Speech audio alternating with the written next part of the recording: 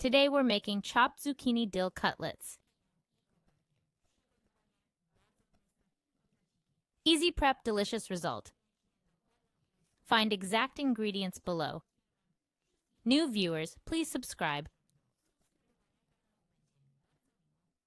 Finely chop half a kilo of chicken fillet. Add grated zucchini, let it sit to release water, then squeeze out excess moisture.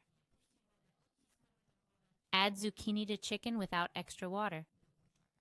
Mix in 2 tablespoons of potato starch and 1 whole egg, 2 tablespoons mayo, 2 pressed garlic cloves, salt and pepper to taste. Add a small bunch of chopped fresh dill. Mix everything until well combined.